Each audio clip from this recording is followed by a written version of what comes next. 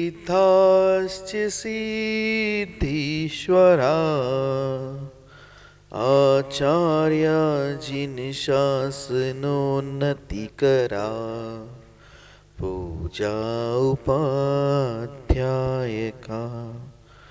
श्री सिद्धांत सुपाठका मुनिवरा रत्नत्रयाराधका पंचेते परमेष्ठिना प्रतिदिनं कुर्वन्तु ते मंगलम। पंच परमेष्ठी भगवान की, 1008 श्री आदिनाथ भगवान की, अंतिम तीर्थेश भगवान महावीर स्वामी की जय। आचार्य भगवान गुरुवर श्री विशुद्ध सागर जी महाराज की जय। जय बोले मुनि श्री सुप्रभ सागर जी महाराज की जय। मुनि श्री प्रणत सागर जी महाराज की जय। जय जन बंधुओं, अब हम यहाँ उपस्थित हुए हैं लोकप्रिय कार्यक्रम सम्यक समाधान के लिए। प्रतिदिन की भांति देश विदेश के श्रावकगण जो अपने विकल्प है, उन विकल्पों को हम तक पहुंचाते हैं विभिन्न माध्यमों के द्वारा। उन विकल्पों को एकत्रित करके मुनि श्री सुप्रभ सागर जी महाराज उन विकल्पों का सम्यक समाधान हम सभी को प्रदान करते हैं। इस काल में कितना सौभाग्य का क्षण है कि साक्षात हमें पंच परमेष्ठी में पंचम परमेष्ठी साधु परमेष्ठी उनके मुखारविंद से समाधान सुनने को मिल रहा है। वो भरत चक्रवर्ती का जीव था जो आदिनाथ के समूह क्षण में साक्षात विकल्प पूछता था और कंधर के द्वारा आदिनाथ भगवान उन विकल्पों का समाधान किया करते थे।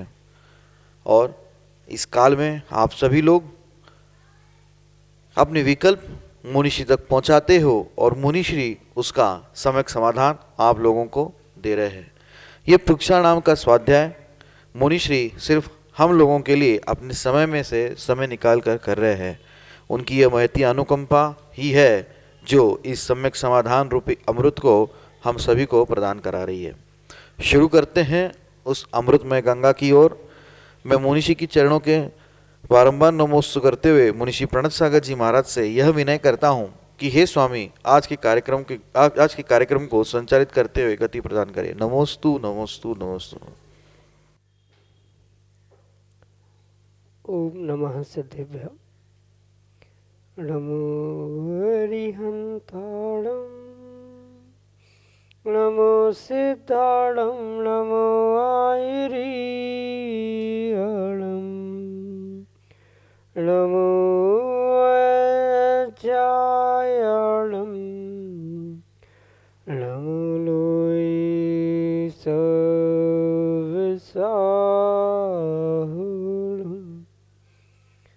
पंच परमेष्ठी भगवान की, परम पूज्य आचार्य भगवंत गुरुवर विशुद्ध सागर जी मुनि महाराज जी की, परम पूज्य मुनि श्री सुप्रभ सागर जी महाराज जी की।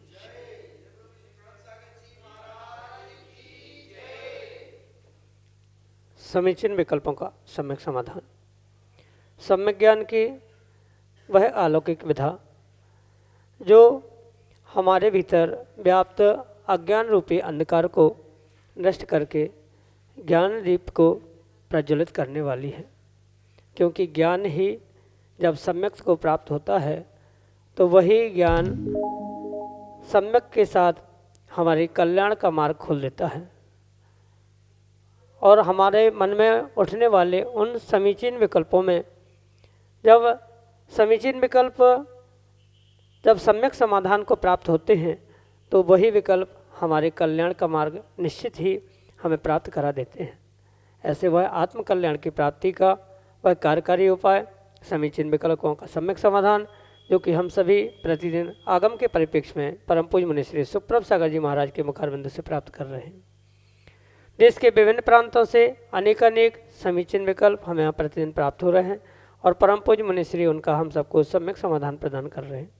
प्रारंभ करते हैं आज का सम्यक समाधान। और आज के पहले विकल्प के लिए रूपेश पी जैन धुलिया महाराष्ट्र से परम पूज्य मुनि श्री के श्री चरणों में बारंबार नमोस्तु निवेदित करते हुए अपना समीचीन विकल्प पक रहे हैं कि महाराज जी आत्मा का स्वभाव कैसा होता है। हमारे समीचीन विकल्प का सम्यक समाधान करने की अनुकंपा करें। नमोस्तु महाराज जी, नमोस्तु। ओम नमः सिद्धम। परम पूज्य आचार्य भगवान गुरुवर विशुद्ध सागर जी महाराज जी की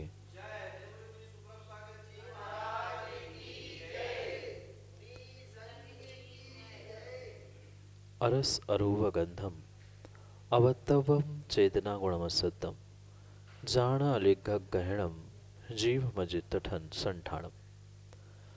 इस प्रकार से इस आत्मा का और जीव का स्वरूप समझाते हुए आचार्य भगवान कुंद स्वामी कहते हैं कि यह जो आत्मा है वह अरस है, अरूप है, अगंध है और अवक्तव्य है।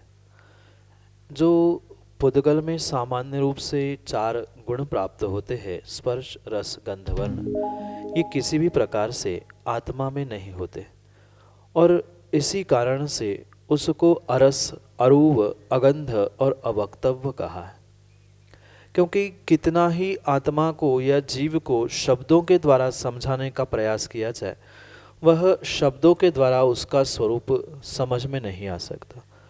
वह शब्दों से अवक्तव्य है, मात्र स्वयं के अनुभूति से ही उसे प्राप्त करना संभव हो सकता है।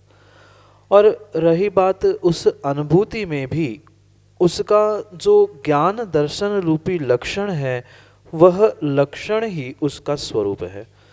क्योंकि आगे आचार्य भगवंत यही कहते हैं, चेतना गुणमसत्तम। अगर आत्मा का कोई गुण है, आत्मा का कोई लक्षण है, तो वह मात्र चेतना या ज्ञान दर्शन रूपी ही है।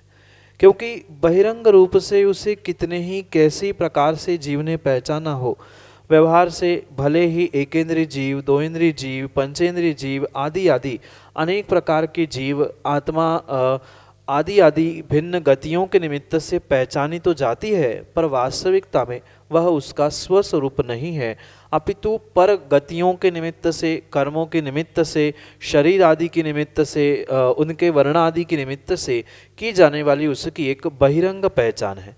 क्योंकि स्वरूप तो वास्तविकता में अंतरंग जो लक्षण होता है, ऐसे उस आत्मभूत लक्षण से ही वस्तु का स्वरूप स्वीकार किया जाता है। और उस आत्मभूत लक्षण के द्वारा अगर जीव या आत्मा को पहचानना है, तो आचार्य भगवान पुनः कहते हैं, एगो में स्वासदो अप्पा णाण दंसण लक्षणा शेषा बहिर्भवा भावा सव्य संयोग लक्षण। अगर आत्मा का कोई शाश्वत लक्षण है, शाश्वत स्वरूप है, तो उसका नाम है ज्ञान दर्शन रूपी चेतना। जहाँ जहाँ ज्ञान और दर्शन प्राप्त होता है, वहाँ वहाँ आत्मा है, या जहाँ जहाँ आत्मा है वही वही मात्र ज्ञान दर्शन प्राप्त होता है। इस ब्रह्मांड में, इस संसार में जितने भी द्रव्य है, उन सभी द्रव्यों में एक अलग अपनी पहचान जिस द्रव्य की है, जो कि चेतना और ज्ञान दर्शन रूपी है, वह मात्र आत्मा या जीव द्रव्य है। क्योंकि द्रव्य की अपेक्षा से जीव कहा जाएगा और उस जीव की स्वरूप की अपेक्षा से उसे आत्मा कहा जाएगा। दोनों भी लगभग समानार्थी ही शब्द है, मात्र शब्दों के और गुणों की कथन की अपेक्षा से उनमें हेरफेर हो सकता है, पर दोनों का स्वरूप बिल्कुल मात्र और मात्र चेतना रूपी ज्ञान दर्शन स्वरूपी ही है, अन्य उसका किसी भी प्रकार का स्वरूप नहीं। हाँ, कर्मों के निमित्त से जो वर्तमान में मनुष्य, तिर्यंच आदि आदि गतियों में विभाव स्वरूप में भटकने वाले जीव की अपेक्षा से मनुष्य गति में पंचेंद्रिय, तिर्यंच में 2, 3, 4 पंचेंद्रिय आदि आदि अवस्थाओं को प्राप्त कर लेना, ये सब कुछ बहिर्भाव हो सकता है, बहिर्लक्षण हो सकता है, पर अंतरंग लक्षण रूपी स्वरूप जीव का मात्र शाश्वत ज्ञान दर्शन स्वरूपी है। इसलिए जीव का स्वरूप ज्ञान दर्शन रूपी चेतना युक्त है, अन्य उसका कोई भी स्वरूप हो ही नहीं सकता। साथ साथ ये जो ज्ञान दर्शन जीव के साथ होता है, आत्मा के साथ होता है, वह परिपूर्ण रूप से शाश्वत है, उसमें किसी भी प्रकार से वह जीव नष्ट नहीं होता। जैसे मात्र जीव ही नहीं अपितु ब्रह्मांड के जितने द्रव्य है यानी कि जीव, पुद्गल, धर्म, अधर्म, आकाश, काल, ये 6 ही जो द्रव्य है उनका कभी भी नाश नहीं होता और इसी कारण से आत्मा का भी ना कभी नाश होता है ना आत्मा कभी उत्पन्न होती है, पर फिर भी वह विभाव स्वरूप की अपेक्षा से यानी कर्मों के निमित्त से, पर्यायों के निमित्त से, ज्ञान दर्शन के परिणमन के निमित्त से उसमें उत्पाद व्यय द्रव्य ये होता ही रहता है। तो सामान्य रूप से जो ज्ञान दर्शन रूपी चेतना से युक्त है वह जीव का स्वरूप है, वह जीव का स्वरूप शाश्वत है, क्योंकि वह किसी भी प्रकार से 3 काल में न नष्ट होता है न उत्पन्न होता है, पर फिर भी बहिर्लक्षणों की संयोगों की अपेक्षा से उसमें परिणमन होना ये स्वाभाविक रूप से देखने में आता है। इसलिए आचार्य भगवान कहते हैं कि अलिंग गहनम, जिसका कोई भी लिंग चिन्ह बहिरंग रूप से ग्रहण करने योग्य नहीं है, ऐसा वह वास्तव में शाश्वत आत्मा रूपी तत्व, आत्मा रूपी द्रव्य जो कि जीव की अपेक्षा से या जीव के नाम से पहचाना जाता है, ये एक सामान्य रूप से उस आत्मा का या जीव का लक्षण स्वरूप समझा जा सकता है।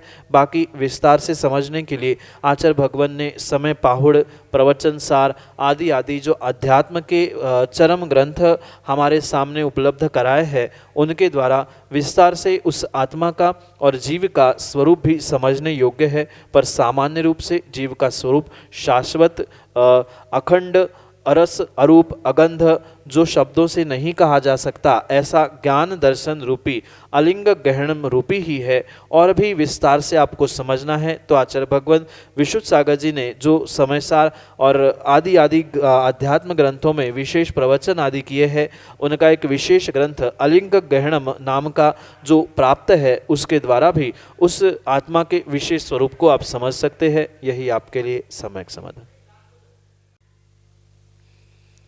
निखिल जैन, टीकमगढ़, मध्य प्रदेश से परम पूज्य मनीषी के श्री चरणों में बारंबार नमोस्तु निवेदित करते हुए अपना समीचीन विकल्प रख रहे हैं कि महाराज जी वैवाहिक वर्षगांठ हो या जन्मदिन, इसे जैन धर्म के अनुसार कैसे मनाएं कि सभी के लिए प्रेरणा का काम करे।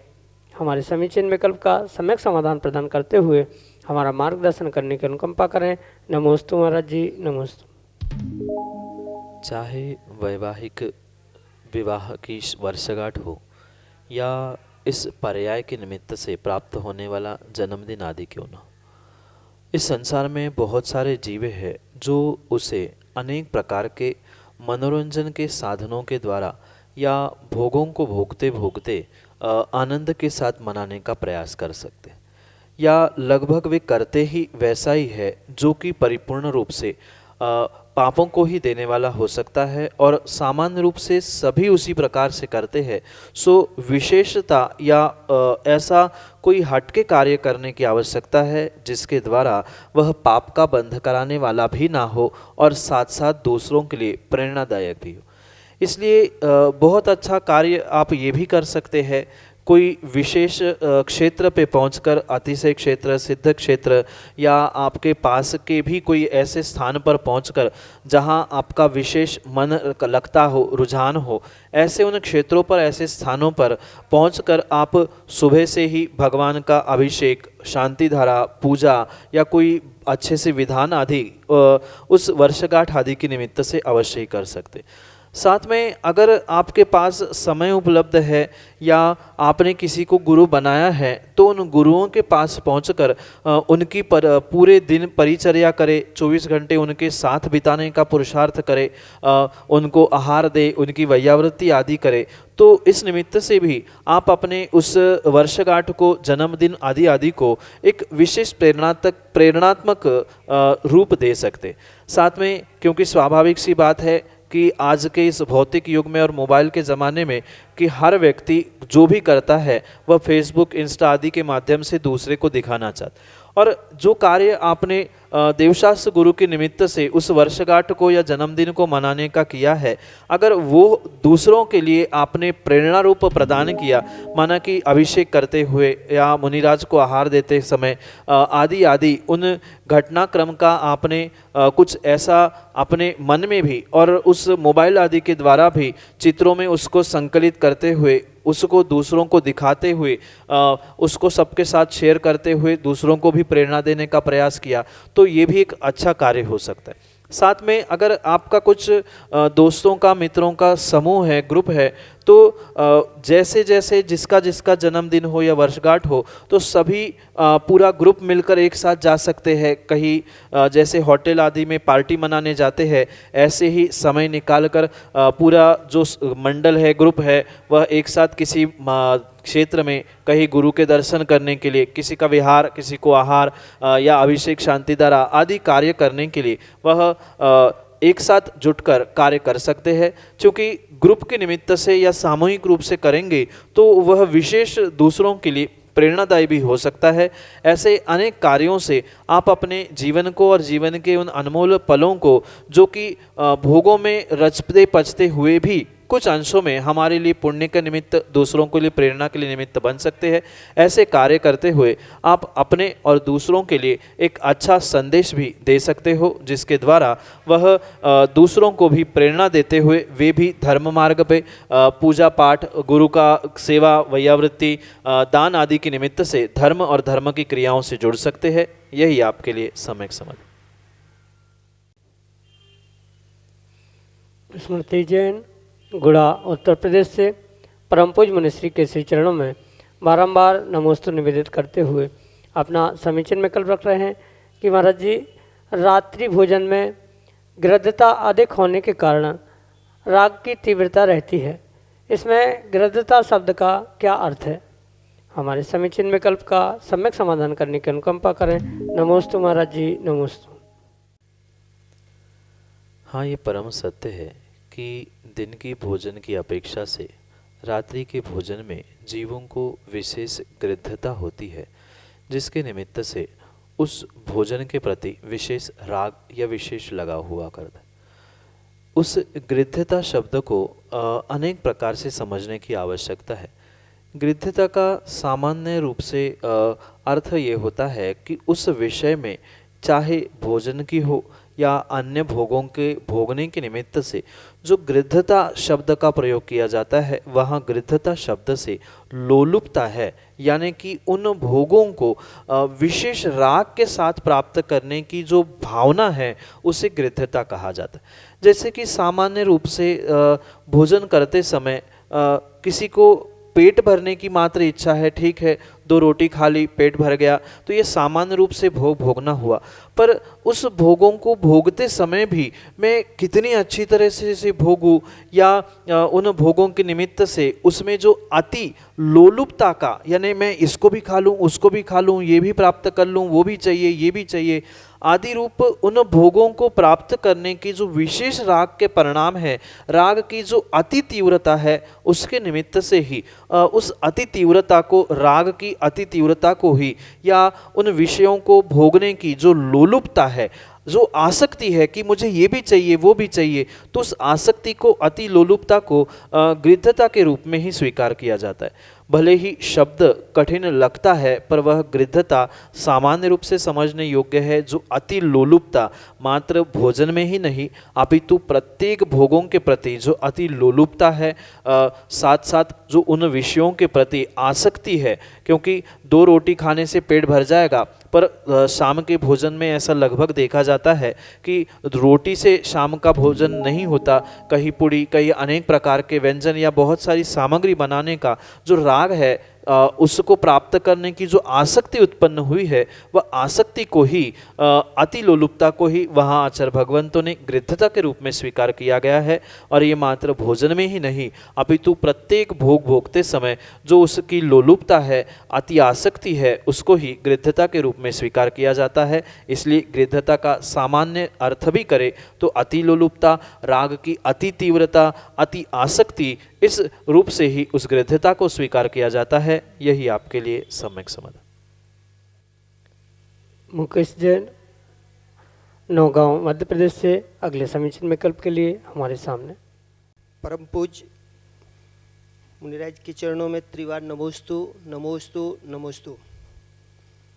भगवान, हमारा प्रश्न है कि जो अंत्येष्टि का कार्यक्रम होता है, वो वैष्णव पद्धति के द्वारा किया जाता है, इसमें अगर कोई जैन पद्धति हो महाराज जी तो कृपया मार्गदर्शन देने की कृपा करें।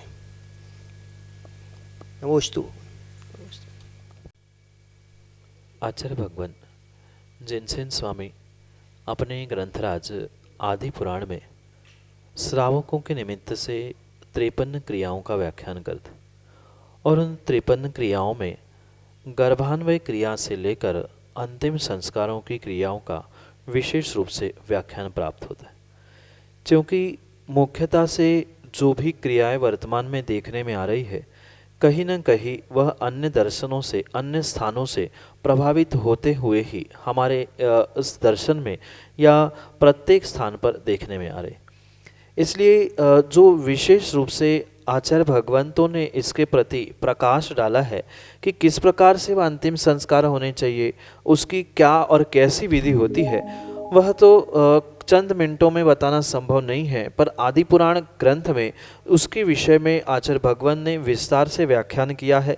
साथ में वर्तमान में बहुत सारे विद्वानों ने भी उस पर लेखनी लिखते हुए अंतिम संस्कार नाम का एक पुस्तिका के रूप में प्रकाशन भी प्राप्त होता है।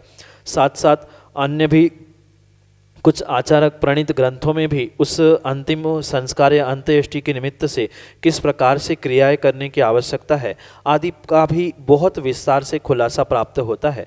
तो विस्तार से आप वहाँ पर समझे ही, पर साथ में ये अवश्य ध्यान रखें कि मूल परंपरा क्या है और मूल परंपरा के अपेक्षा से आचार्य भगवान ने कहाँ पर कौन सी क्रिया का किस कारण से महत्व दिया है, उसको भी समझते हुए हमें कार्य करने की आवश्यकता है। क्योंकि अधिकांश वर्तमान में जो भी क्रियाएं और जो भी कार्य देखने में आ रहे हैं, कहीं ना कहीं वह अन्य स्थानों का इन्फ्लुएंस उस पर अवश्य ही देखने में आता है। इसलिए हम उन ग्रंथों को पढ़ते हुए ये सम्यक निर्णय करें कि कहीं उनका इन्फ्लुएंस हम पे तो नहीं है या हमारा इन्फ्लुएंस उन पे नहीं है आदि समझते हुए सम्यक निर्णय करने की आवश्यकता है। पर मेरे हिसाब से तो कोई बहुत मेजर उसमें डिफरेंस नहीं है कि अन्य दर्शन के अंत संस्कार अंत्येष्टि या हमारे जैन दर्शन की अंत्येष्टि, हाँ कुछ मायने में कुछ समय के लिए या कुछ क्रियाओं का अंतर अवश्य हो सकता है, पर ये सर्वथा ऐसा नहीं है कि बहुत ज़मीन आसमान का अंतर हो सकता है कुछ हमारी क्रिया उन्होंने ग्रहण की हो और फिर वह करते करते करते, क्योंकि स्वाभाविक सी बात है, आपने भी देखा होगा मंदिर में भी जो वर्तमान में पूजा पाठ अभिषेक आदि होने लगे हैं, वह 25 वर्ष पहले जिस प्रकार से होते थे वह आज नहीं हो पा रहे हैं। ये जैसे क्रिया करते करते अपने आप कुछ कारणों से समय के परिवर्तन से बदलाव आता जाता है, तो हो सकता है उस कारण से ही सभी जगह पे एक साथ बदलाव हुआ गया हो या उनका बदलाव हमने, हमारा बदलाव उन्होंने, ऐसे कुछ भी कारण हो सकते हैं। तो उसके विषय में हकीकत के रूप में उन ग्रंथों के द्वारा उसका स्वाध्याय अध्ययन करते हुए विस्तार से उसको पढ़े, विद्वानों के द्वारा प्राप्त जो अंतिम संस्कार नाम की पुस्तिका है उसको भी प्राप्त करते हुए उससे भी पढ़ने का प्रयास करें, तो उससे काफ़ी खुलासा आपको उस विषय में हो सकता है। यही आपके लिए सम्यक समझ। संगीता जैन, नौगांव, मध्य प्रदेश से अगले समीचीन विकल्प के साथ हमारे सामने। सुब्रत सागर महाराज जी, प्रणत सागर महाराज जी को त्रिवार नमस्तु करते हुए मैं अपना प्रश्न पूछ रही हूँ। महाराज जी, अक्सर मन में बहुत सारे विकल्प चलते रहते हैं जिसके कारण अपना जीवन अपन सामान्य तरीके से नहीं जी पाते हैं, क्योंकि दुखित बहुत होते हैं। तो उनको दुखों को और उन विकल्पों को अपना कैसे सामान्य तौर पर ला सकें, उनको कैसे शांत कर सकें और अपना जीवन कैसे धर्ममय बना सकें, इसका निराकरण कीजिए महाराज जी। नमस्ते महाराज जी। माँ, संसारी अवस्था में संकल्प विकल्प होना ये स्वाभाविक सी बात है। और ये भी आप सोचो कि 100% हम इस जीवन में या संसारी अवस्था में संकल्प विकल्प से रहित होंगे तो वो भी कभी संभव नहीं हो सकता, क्योंकि जब तक मन की सत्ता है, जब तक हम कर्मों के साथ है, तब तक कहीं ना कहीं संकल्प विकल्प भरा जीवन अवश्य रहेगा। पर उन संकल्प विकल्प के जीवन में भी हम अपने आप को स्थिर करने का, अपने आप को सुखी बनाने का पुरुषार्थ अवश्य ही कर सकते, क्योंकि जब तक वह संकल्प विकल्प जीव के भीतर रहेंगे तो कहीं ना कहीं उसके निमित्त से संक्लिष्टता उत्पन्न होगी, और संक्लिष्टता के निमित्त से जीव प्रति समय प्रतिपल पाप कर्म को ही आश्रवित करता है। अगर ये विवेक हमें प्रत्येक संकल्प विकल्प और संक्लिष्टता के समय आता जाएगा कि मैं संकल्प विकल्प कर रहा हूँ या किसी प्रकार की संक्लिष्टता प्राप्त कर रहा हूँ, तो उसके कारण मैं अपने आने वाले समय को और वर्तमान के समय को दोनों को ही बर्बाद कर रहा हूँ। अगर ये विकल्प और ये विचार जीव के भीतर आ जाएगा तो हो सकता है जो घंटों घंटों किसी पुरानी बातों को याद करते हुए या अन्य भी किसी प्रकार के विकल्पों के कारण परेशान है, वो कहीं ना कहीं उसमें सीमा बंधी जाएगी। क्योंकि अगर ये भान नहीं रहेगा कि मैं ये क्या कर रहा हूँ, इसके द्वारा मेरा जीवन में क्या होने वाला है, इसका अगर बोध नहीं होगा, इसके बारे में विचार नहीं किया गया, तो घंटों घंटों क्या कई दिन निकल जाते हैं, पर जीव एक ही विकल्प को लेकर पूरा जीवन भी व्यतीत कर सकता। इसलिए जो होना था वह हो चुका। अब हमें अपने लिए और अपने साथ रहने वाले जीवों के लिए एक आदर्श जीवन जी के दिखाने की आवश्यकता हुआ कर, क्योंकि ऐसा कोई जीव होता ही नहीं है कि जिसके पास कोई संकल्प विकल्प ना हो, पर उन विकल्पों को हमें कुछ अंशों में कम करने का अवश्य पुरुषार्थ करना चाहिए, तभी वह परिपूर्ण रूप से सुखी होने का पुरुषार्थ कर सकता है या सुखी हो सकता है। किसी भी प्रकार का विकल्प, टीज या कोई भी बात अगर प्रति समय हमें भीतर से भीतर परेशान कर रही है, तो कहीं ना कहीं वह हमारे लिए दुख का ही कारण बन सकती है, और उस दुख के कारण के निमित्त से हम सुख से या चैन से धर्म कार्य भी नहीं कर सकते। इसलिए ये अवश्य सोचे कि सुखी होने का मार्ग संकल्प विकल्पों में जीना नहीं है, अपितु सुखी होने का मार्ग धर्म और धर्म की क्रियाओं में जीना, यही वास्तविकता है। इसलिए उस धर्म को प्राप्त करने के लिए जो धर्म की क्रिया है, और उन धर्म की क्रियाओं में भी विशेष रूप से बीती बातों को छोड़ते हुए हमें आने वाले कल के लिए, अपने आने वाले भविष्य की पर्यायों के बारे में सोचते हुए हमें कठोर निर्णय करते हुए अपने मन को संभालने की आवश्यकता है। क्योंकि मन को संभाले बिना दुनिया को, घर परिवार को कितना ही कोई संभाल ले, पर वह सुख का निमित्त नहीं बन सकता। इसलिए अपने मन को समझाते हुए ये प्रयास करें कि ठीक है, कर्म का ऐसा ही उदय था कि कुछ ऐसा कार्य हमारे साथ घटित हुआ है, तो अपने मन को संभालते हुए कुछ अंशों में स्वाध्याय आदि बढ़ाते हुए अपने मन को स्वस्थ करने का प्रयास करें, क्योंकि जिसका मन स्वस्थ है उसका ही जीवन स्वस्थ होता है। अपने मन को, अपने जीवन को और अपने परिवार, समाज सबको स्वस्थ करने का प्रयास स्वयं से ही करना होगा। स्वयं उन पुरानी बातों को छोड़ते हुए, अनावश्यक रूप से चिंता विकल्पों से दूर होते हुए आगे क्या करना है इसके बारे में अगर चिंतन करेंगे, विचार करेंगे, तो नियम से आने वाले समय के लिए हम सुखी हो सकते हैं, और धर्म के मार्ग पर और भी आगे प्रवृत्त होते हुए अगले पर्याय, अगले भवों के लिए हम सुख और पुण्य साथ ले जा सकते हैं। अन्यथा उन संकल्प विकल्पों के द्वारा, पाप के द्वारा दुर्गति को ही हमें प्राप्त होना पड़ेगा। इसलिए सद्गति को प्राप्त करने के लिए उन सभी विकल्पों से दूर होते हुए, निर्विकल्प होते हुए धर्म और धर्म की क्रियाओं में हम संलग्न हो, नियम से आने वाला समय अच्छा ही होगा। यही आपके लिए सम्यक समाधान।